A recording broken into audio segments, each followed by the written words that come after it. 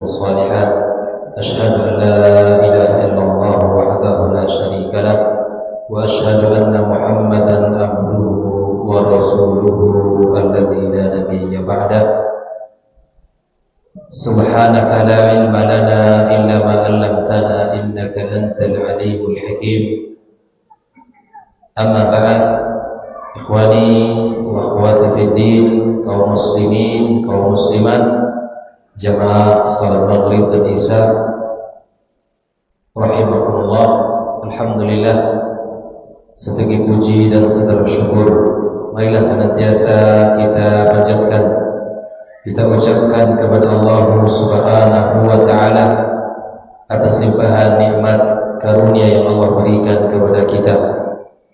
Kita sadar tidak ada satu detik pun dari kehidupan kita kecuali semuanya dalam naungan nikmat dari Allah Subhanahu wa ta'ala. Kita tahu bahwa jika kita mencoba untuk menghitung-hitung nikmat tersebut, maka sungguh kita tidak akan mampu untuk menghitungnya. Maka selainnya sebagai seorang yang beriman untuk senantiasa memuja dan memuji Allah Subhanahu wa ta'ala dengan mengucapkan alhamdulillah, segala puji bagi Allah, lalu kemudian kita amalkan dan kita buktikan dengan amal-amal nyata dalam kehidupan kita. Salam dan salam marilah senantiasa kita sampaikan kepada junjungan anak Nabi besar Muhammad alaihi salatu wassalam, Nabi junjungan dan Nabi panutan kita di dalam kehidupan beragama, menjalankan tugas kita sebagai seorang suami, sebagai seorang ayah, sebagai kepala rumah tangga, sebagai seorang pribadi, sebagai seorang pemimpin, dan sebagai seorang tetangga kepada tetangganya, sahabat kepada sahabatnya. Nabi adalah panutan bagi kita semuanya. Malam ini kita kembali melihat ayat Allah mengenai konsep kehidupan kita dalam rumah tangga. Terkadang kita sudah banyak belajar, membaca buku, bertanya kepada ahlinya, bahkan belahan dunia sudah dikunjungi dalam banyak hal dalam kehidupan kita. Namun jarang di antara kaum muslimin yang mencoba untuk kembali kepada kitab sucinya, yang kemudian menghadirkan konsep-konsep kehidupan yang diambil dari ayat Allah Subhanahu wa ta'ala. Maka ini satu hal yang harus kita perhatikan dalam kehidupan. Malam ini kita akan melanjutkan pembahasan pada bulan yang lalu pada surat An-Nisa ayat 34 yang mana berbicara tentang sifat kaum laki-laki. Allah berfirman, "Ar-rijalu qawwamuna 'alan nisa."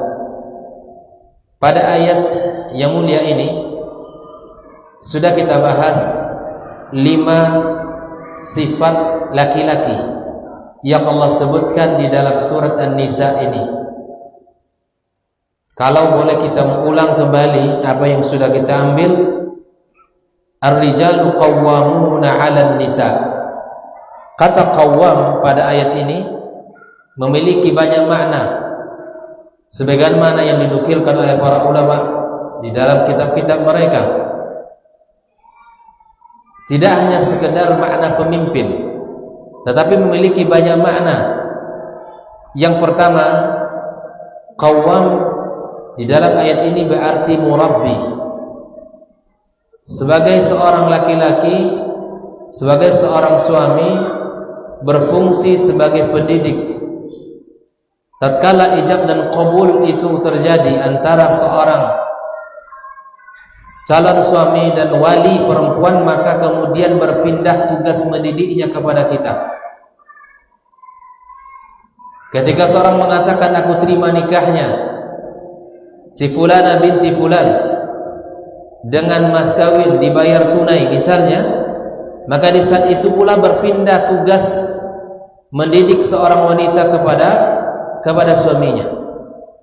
Maka Allah meminta kepada kita, kepada orang yang sudah memiliki pasangan, kepada orang yang bernama suami, Anda adalah sebagai pendidik di rumah.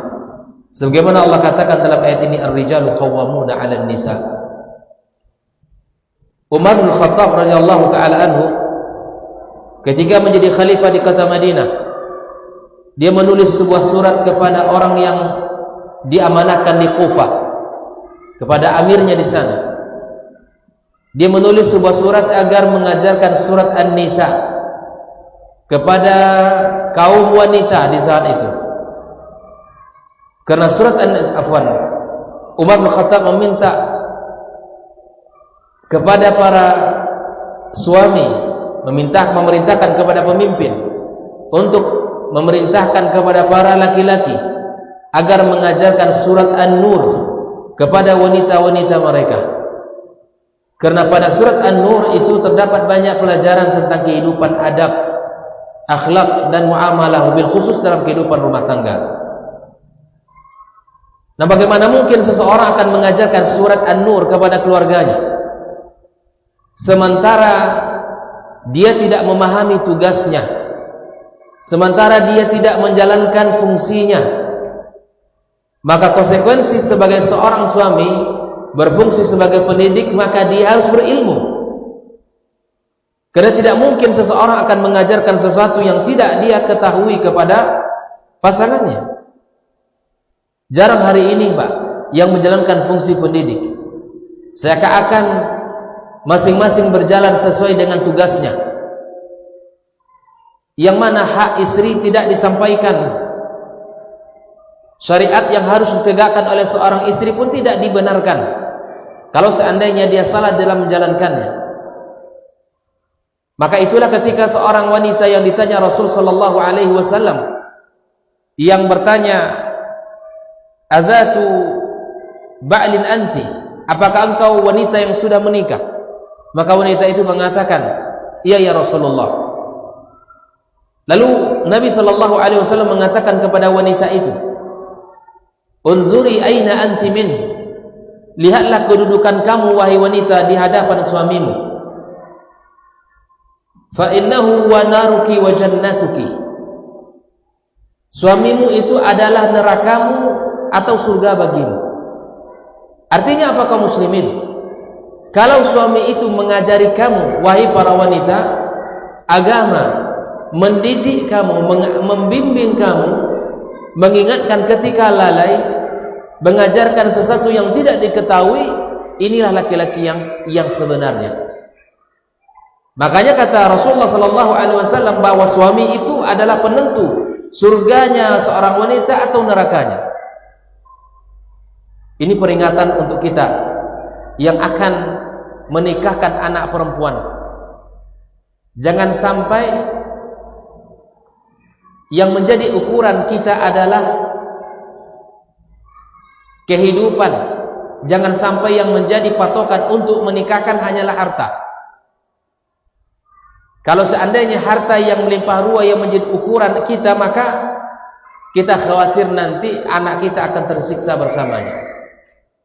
Ketika seseorang tidak memiliki agama yang cukup, memiliki akhlak yang bagus, maka harta yang ada padanya itu bukan akan mendatangkan kebahagiaan, bahkan akan mendatangkan kesulitan, bahkan kesedihan.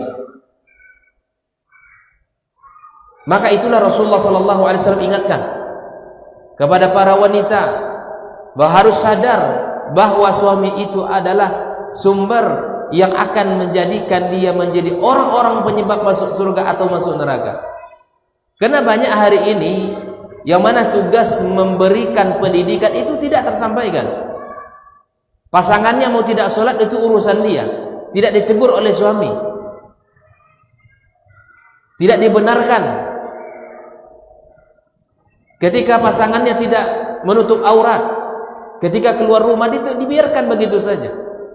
Atau ketika pasangannya mungkin bergaul sebebas-bebasnya dengan kaum laki-laki misalnya, maka itu juga tidak ditegur olehnya.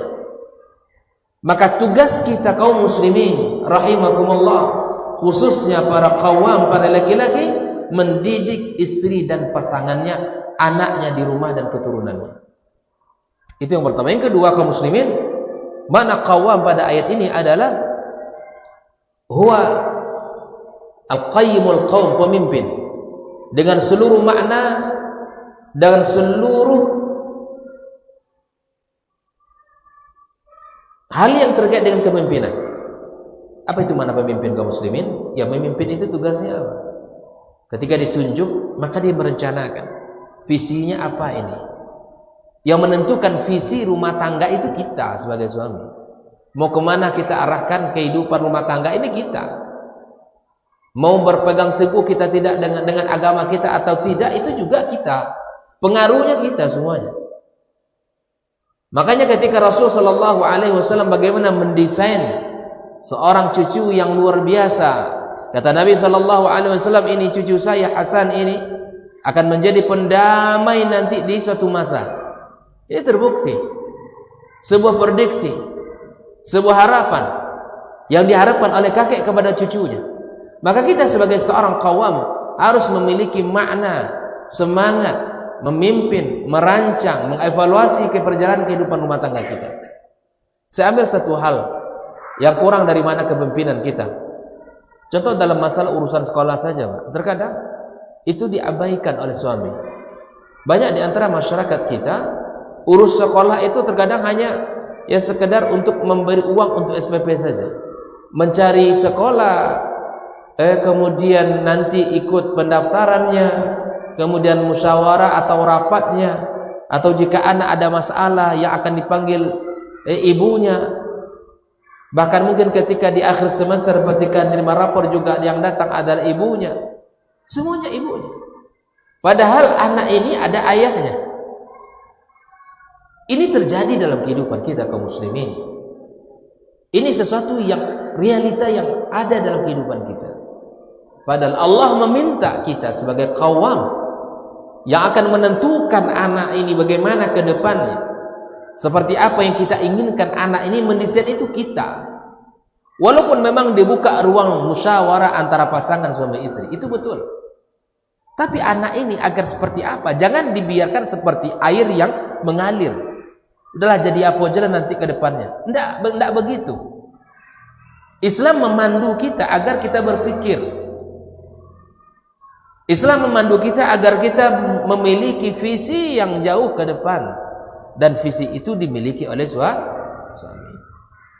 Maka perlu juga nanti, Pak, ini karena di depan saya orang tua seperti seumur orang tua saya sampaikan, kalau ada di antara kita kaum muslimin nanti yang ingin ya mencari menantu, maka boleh sekali-kali kita ngobrolnya itu masalah menggali dari visi anaknya seperti apa rumah tangganya diinginkan. Bukan hanya sekedar tampan wajahnya, bukan hanya sekedar seratanya dipandang, S1 kah, S2 atau S3-nya, bukan hanya hartanya. Tapi kita ingin ngobrol itu bukan hanya sekedar itu. Tapi kita ingin ngobrol itu bagaimana ya visi dia. Kita akan bisa baca melalui ucapan dan lisannya. Yang ketiga kaum muslimin, saya akan panjang-panjang di sini. Ketiga adalah apa? Yang ketiga adalah menjadi sumber nafkah. Di fungsi suami itu di samping pendidik, di samping dia sebagai pemimpin dengan seluruh maknanya, yang ketiga ada dia sebagai apa? Naam, sumber nafkah. Makanya di ayat ini, di akhir ayat ini juga Allah sambungkan, wa bima anfaqu min amwalihim. Tugas kita sebagai suami itu adalah memang tugasnya menghadirkan nafkah, bertanggung jawab untuk kemaslahatan seperti apa? Ya tempat tinggalnya, kemudian makan minumnya, semua itu tanggung jawab laki-laki, bukan tanggung jawab perempuan. Allah jelas-jelas menyebutkan di sini. Makanya ketika tumpang tindih tugas ini, konsep rumah tangga kita mulai berantakan. Perjalanan rumah tangga itu mulai goncang. Data di Pekanbaru perceraian itu yang terjadi, perpisahan itu bukanlah talak. Talak itu haknya laki-laki kan? Yang menjatuhkan talak itu laki-laki. Tapi perpisahan terjadi di Pekanbaru ini, bahkan mungkin di seluruh daerah di Indonesia ini, bukanlah talak, tetapi yang paling banyak itu adalah khulu. Khulu itu apa kaum muslimin? Istri menggugat, meminta kepada hakim agar dipisahkan. Ceraikan aku, pisahkan aku, sudah. Apa sebabnya? Sebabnya bukan karena tidak punya penghasilan, jangan salah. Oh, ekonominya susah Ustaz, mereka bisa, bukan. Saya pernah melakukan penelitian, Pak. Sebabnya apa? Ketika wanita-wanita ini sudah mulai keluar dari rumahnya, dari bentengnya, bekerja, lalu kemudian dia tidak paham dengan fungsinya. Dia terbawa itu, Pak. Suasana luar rumah itu ke dalam rumahnya. Mungkin di luar dia pejabat, di luar dia orang yang memiliki kedudukan. Sadarlah wahai wanita, ketika Anda pulang dari kerja Anda sebagai seorang istri. Masuk rumah tuh, ucapkan salam, ingat kembali kepada fungsi sebagai istri. Akibat buruk daripada wanita keluar rumah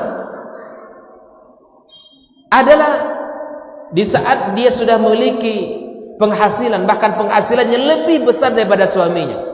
Di saat itu dia akan mengatakan, aku bisa hidup tanpa dirimu. Aku bisa hidup tanpa penghasilan yang kamu berikan kepadaku. Aku bisa hidup. Bahkan aku yang memilikan rumah ini, kendaraan ini dan itu. Disebut semua nanti. Makanya rahasia Islam kenapa wanita itu harus di rumah. Karena memang tugasnya menjaga generasi. Tugas mencari nafkah itu siapa? Laki-laki, suami. Maka saya katakan, ketika aturan Al-Quran ini mulai kita langgar, di saat itulah nanti tatanan kehidupan kita mulai kacau. Pelan-pelan. Apalagi nanti hari ini, ya semua orang tua, bahkan sebagian besar orang tua, kalau tidak bisa katakan semuanya, sebagian besarnya, polanya adalah anak ini kuliah bekerja. Bahkan ada di sebagian orang tua yang marah kalau anaknya sudah dikuliahkan, kemudian menikah, tidak bekerja. Ada yang marah. Maka perlu kita belajar konsep Islam. Kembali kepada Al-Quran, bagaimana sesungguhnya. Saya tidak katakan wanita itu tidak boleh punya penghasilan, tidak. Wanita itu boleh punya penghasilan, tapi ada aturan-aturannya tersendiri. Yang keempat,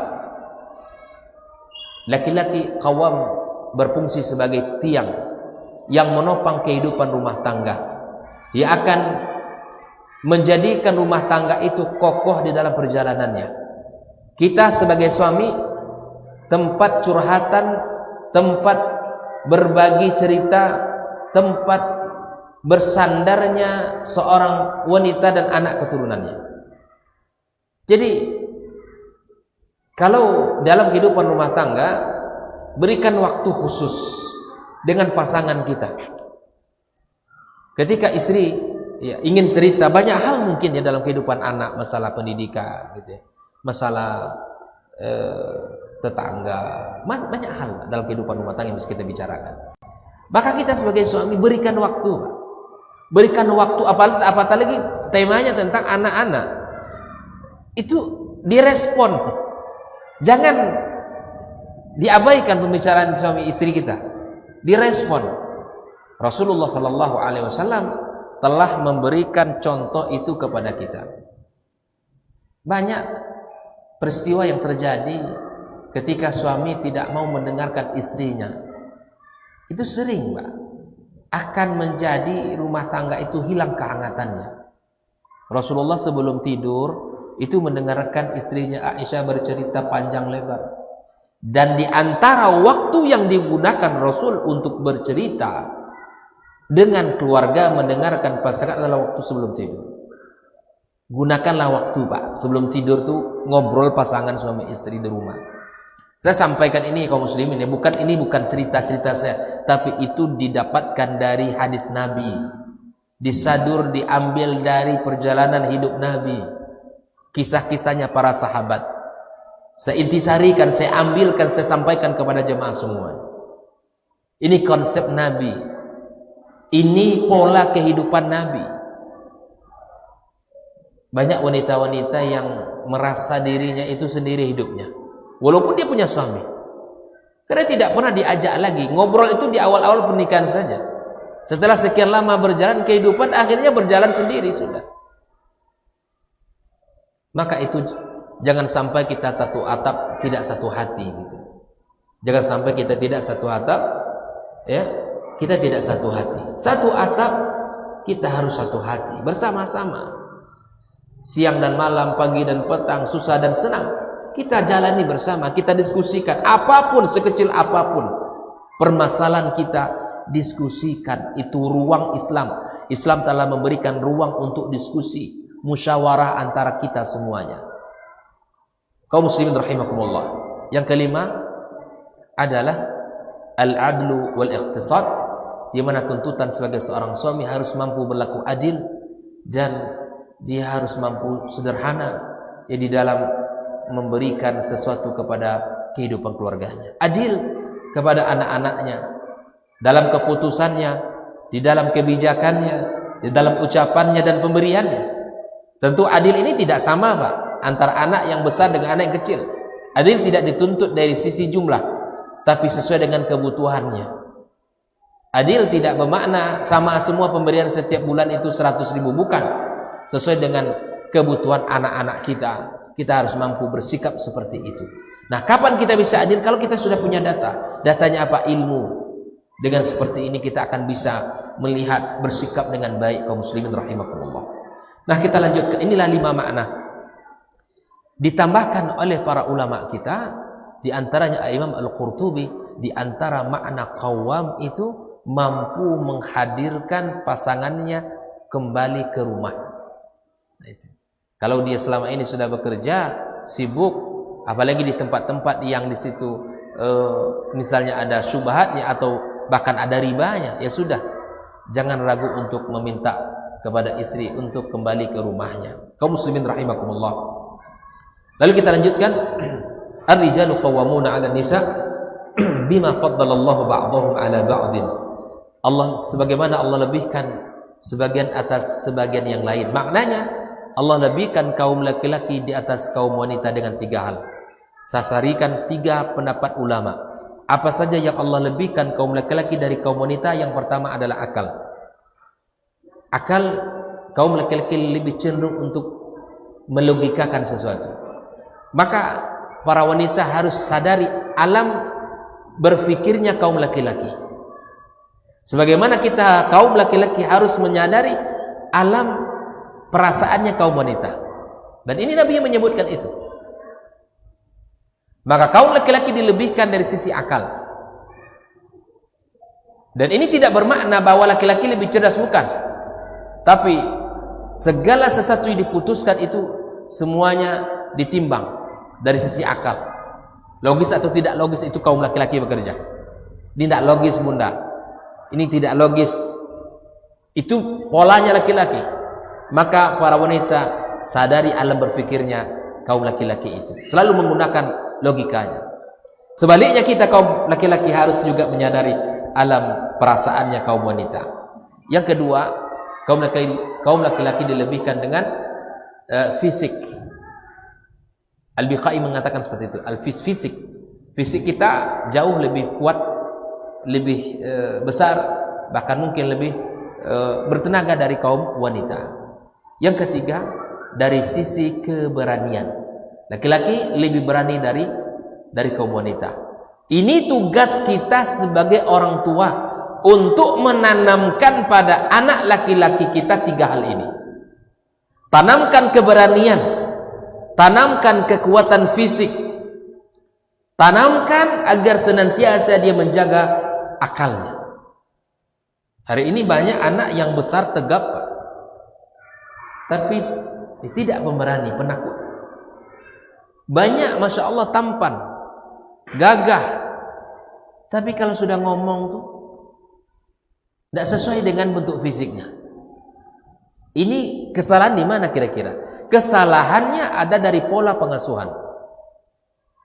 Islam jelas, ada yang bagiannya kaum wanita mendidik anak-anak, ada yang bagiannya itu tidak boleh hilang dari kaum laki-laki. Maka ketika hilang tugas laki-laki itu, hilang semuanya. Kemudian Allah katakan wa bima anfaqu min amwalihim, dikarenakan memang laki-laki lah yang menafkahkan mereka. Makanya urusan nafkah, urusan uang rumah tangga itu bukan diatur, bukan dipegang oleh istri. Al-Quran menyebutkan yang mengatur uang rumah tangga itu siapa? Suami. Ibarat kata kita punya uang, Pak, punya penghasilan gaji sebulan nih, katakanlah 7 juta atau 5 juta, gitu kan? Kita kasih ke istri kita. Ini untuk belanja, urusan dapur, itu kita kasihkan. Bukan serta-merta di awal bulan kita tarik di ATM kita, langsung kita kasihkan ke istri kita. Ini salah. Bukan begitu. Harta nafkah itu di tangan suami. Makanya jarang kita dapatkan kasus suami kalau sudah di hari tua terkadang diusir, gitu kan? Apalagi tidak sayang lagi istrinya ke suaminya. Suami sudah tidak bertenaga lagi. Maka kemudian ya yang tinggal adalah namanya saja. Beli rumah atas nama istri, beli kebun atas nama istri, beli kendaraan atas nama istri. Sayang betul, itu sudah benar, kita wajib menyayangi istri kita. Tapi ada bagian dari Islam ini memang itu dipegang oleh laki-laki. Bagaimana kaumnya lah kaum laki-laki? Ya, kalau sudah mau pergi pagi-pagi, bun minta uang bun. Untuk apa? Untuk uang minyak motor. Tidak enak bunyinya, Pak. Minta uang 100.000 untuk isi pulsa. Ya, seharusnya kita. Mohon maaf ya para bunda ya, ibu-ibu. Ini saya nyampaikan tugas Quran. Ya, tugas yang Allah sampaikan melalui, ya Allah firmankan melalui kalamnya, gitu ya. Ini bukan saya yang memandai-mandai, tetapi Allah Subhanahu wa taala yang memandu kita. Jadi masalah keuangan rumah tangga itu dipegang oleh siapa? Tapi ingatlah, tidak boleh kita pelit sama istri kita. Karena di antara sebaik-baik nafkah itu adalah sebaik-baik infak atau nafkah itu diberikan kepada pasangannya. Makanya Nabi SAW ketika ada kisah wanita yang mengadu tentang nasib suaminya yang pelit sekali, apa kata Nabi? Ambillah dari harta suamimu seperlu kamu dan anak-anak kamu, walaupun suami kamu tidak tahu. Ini trik Bu ya, menghadapi suami yang pelit. Caranya bagaimana? Ambillah dari uang suamimu walaupun suamimu tidak tahu, tapi secukupnya. Jadi hati-hati kalau pulang-pulang ya, dompet itu tengok-tengok gitu ya. Kalau ada yang berkurang berarti mungkin kita yang salah. Kalau suami pelit, tapi saya yakin orang tua kami di tempat para pemuda-pemuda sini insyaallah orang-orangnya dermawan lah. Jangan pelit sama pasangan, jangan pelit. Karena orang bakhil itu tidak baik. Untuk apa sih kita bakhil kepada pasangan kita kan? Senangkan hatinya, bahagiakan dia.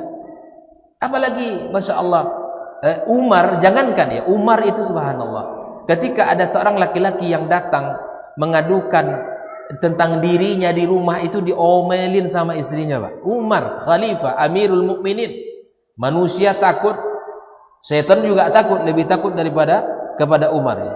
Tapi ketika dimarahi sama istrinya, maka Umar menahan diri, Pak. Walaupun Umar itu mampu untuk melawan istrinya. Istri itu bukan lawan kita untuk berkelahi, tidak ada. Istri itu orang lemah, Pak. Bukan lawan kita, bukan pasangan kita untuk kita tonjok, untuk kita tampar. Nah, saya terkadang sedih sekali mendengarkan pengaduan para kaum wanita-wanita yang disakiti fisiknya oleh kaum laki-laki. Maka ketika itu sahabat ini berkata, yang mengetuk pintu Umar, kemudian Umar sedang dimarahi oleh istrinya, Akhirnya laki-laki ini kembali meninggalkan rumah Umar, dan Umar sudah terdengar itu. Sudah terdengar ada orang yang mengetuk pintunya. Lalu Umar membuka, kemudian dia melihat laki-laki itu sudah pergi. Dipanggil oleh Umar, "Kenapa kamu? Ada apa?" Gitu. Ya, sebetulnya Amirul Mukminin, saya tadi ingin mengadukan tentang nasib saya di rumah. Saya terus diomelin oleh istri saya. Tapi ketika saya tiba di rumahmu, saya pun mendengarkan nasib yang sama. Jadi saya rasa tidak tepat untuk mengadukan. Kata Umar, wahai saudaraku, sabar itulah obat yang paling terbaik. Sabar itulah obat yang paling terbaik. Apa kata Umar?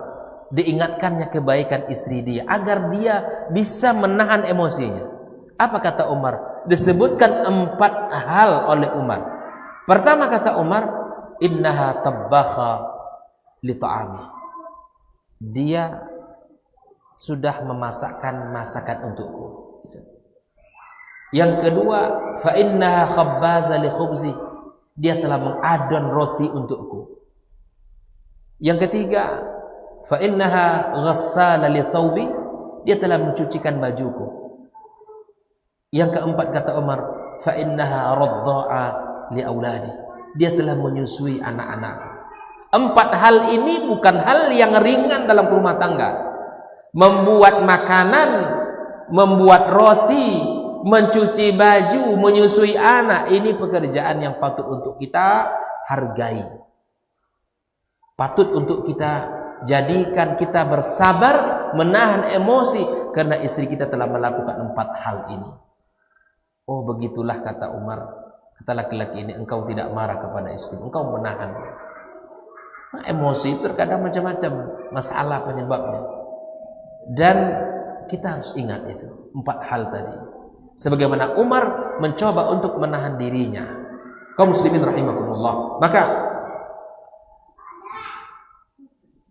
urusan ekonomi dan urusan keuangan rumah tangga itu adalah tugas utamanya kaum laki-laki. Ajarkan itu sama anak kita. Walaupun terkadang mungkin ada di antara adat-adat kita ya, yang harus wanita itu yang mengatur dan seterusnya. Maka saya katakan, ya, ini adalah panduan Al-Quran Karim. Baik, kaum muslimin rahimakumullah.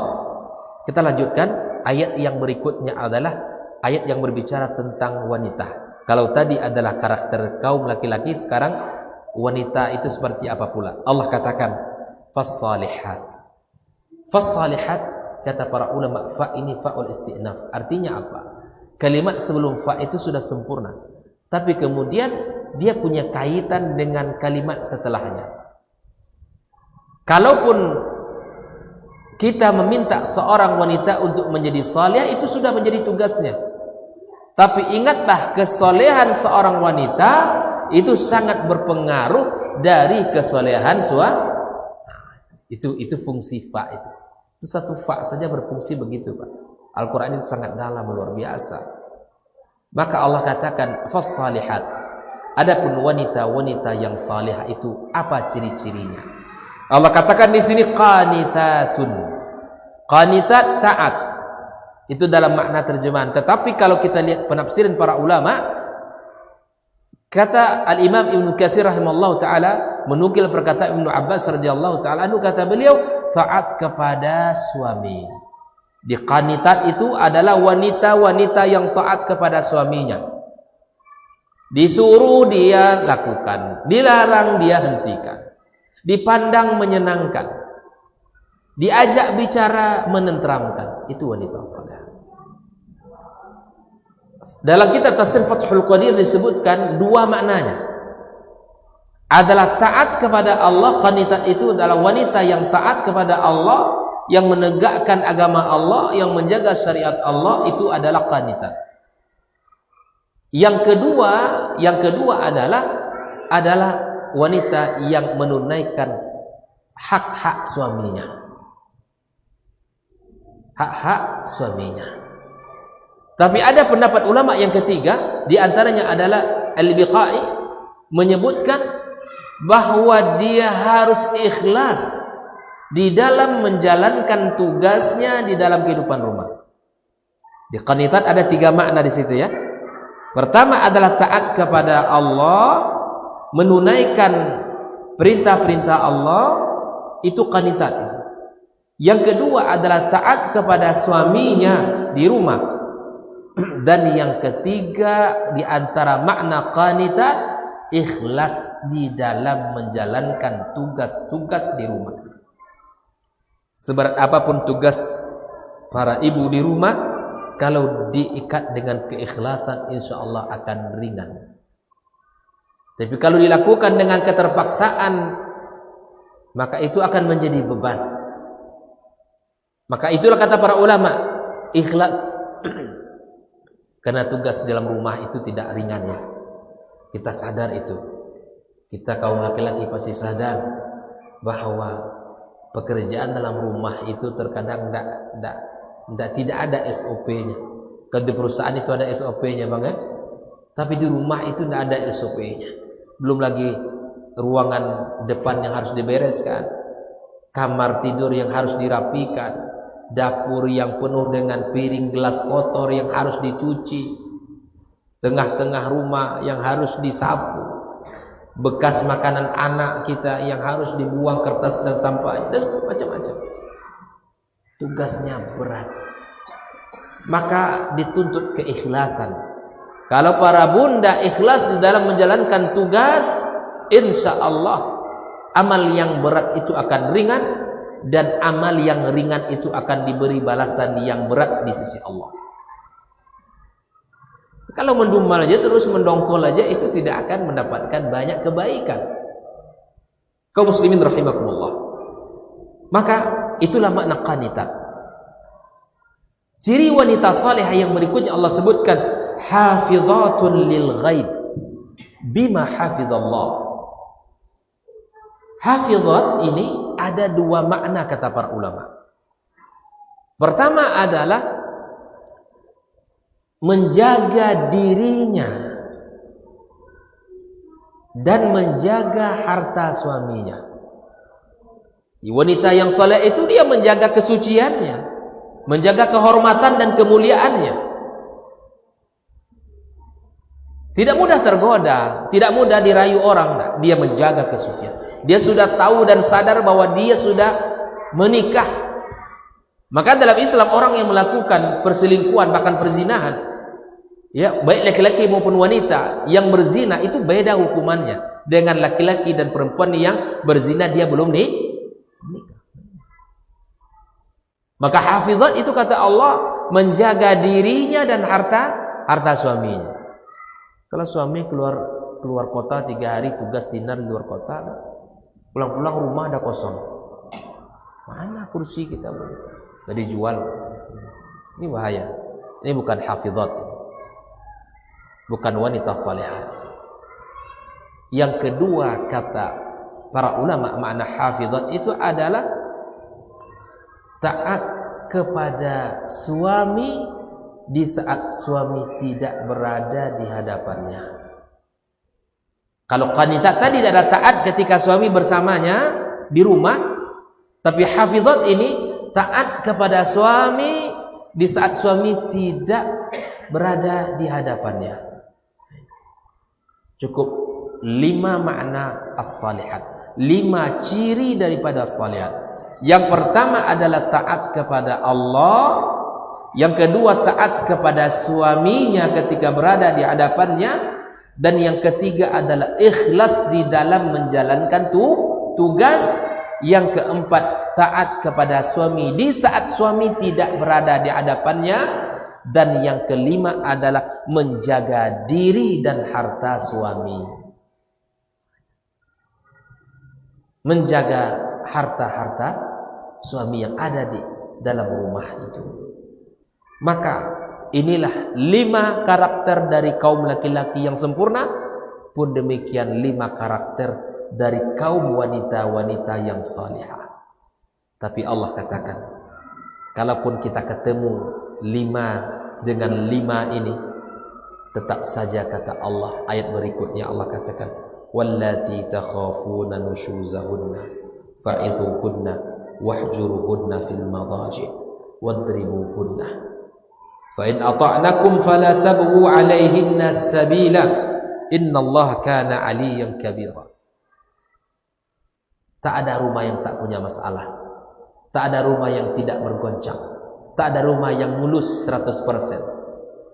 Pasti akan ada cobaan-cobaan. Maka disinilah Allah ingatkan kita kaum muslimin, kaum muslimat.